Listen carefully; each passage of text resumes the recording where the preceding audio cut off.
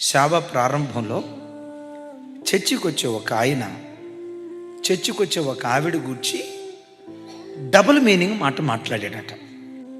ఆ మాట గుసగుసలాడుకున్న అక్కోళ్ళని పిలిచాను, ఆయన్ని పిలిచాను.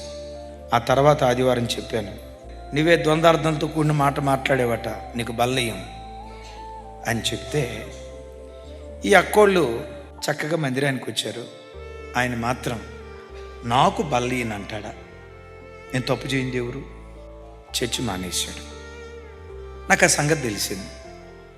నేను దైవజనురాలు వాళ్ళ ఇంటికి నడుచుకుంటూ వెళ్ళాను.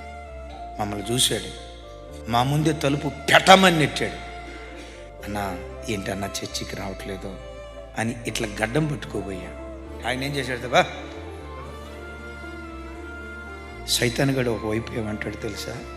అడుగు పొట్టగోస్తే అక్షరం ముక్క రాదు. నువ్వు ఆడి దగ్గరికి వెళ్ళి నూరా అని ఆడి దగ్గరికి వెళ్ళి నూరామంటావు ఎందుకురా? నువ్వేం చదువుకున్నావు? ఏం బ్రతుకు తెరువు లేక నువ్వు సేవకు వచ్చావా? నీ స్థాయి నువ్వు తగ్గించుకోవద్దు, ఇంకోసారి ఆ ఇంటికి వెళ్ళొద్దు అని సైతాన్గాడు అన్నాడు. నా ప్రభు అన్నాడు, ఎక్కువ మందిని సంపాదించుకోవటానికి నిన్ను నువ్వు దాసుడిగా చేసుకో. తెల్లారిన తర్వాత నేను దైవ సేవకురాలు మరలా ఆ ఇంటికే వెళ్ళాం. Same repeat. ముందే తలుపేసి నోటికొచ్చినట్లు అన్నాడు. అట్లా అనొద్దన్నా, ఒక సంఘ కాపరిగా నా బాధ్యత. గద్దించకపోతే, కాపరి దిద్దుబాటు చేయకపోతే మీ ఆత్మల విషయమే రేపు నేను దేవుని దగ్గర లెక్క అప్పగించాలన్నా, మీ మీద బాసిజం చేసేవాళ్ళం కాదు. ప్రసంగాలు చెప్పేవులేవయ్యా, ఇది ఈ లాంగ్వేజ్, ప్రసంగాలు చెప్పేవులేవయ్యా.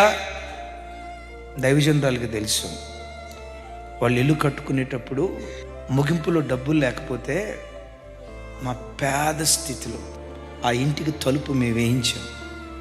అదే తలుపు ముందేసేసేసి పోవయా అన్నాడు. ఎంత తెచ్చుకున్నాను. ఆ రోజే కాదు, ఈ రోజు కూడా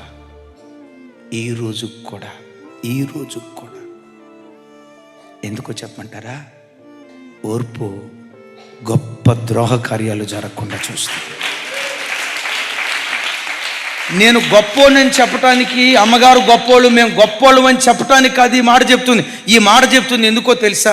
సంఘం ఈరోజు కట్టబట్టడానికి ఎంత ఓర్పు ఉంది. మా సమర్పణ ఏంటో తెలుసా? బ్రతికున్నంత కాలం మనం కలిసి ఉండాలి, చనిపోయిన తర్వాత కూడా మనం కలిసి ఉండాలి.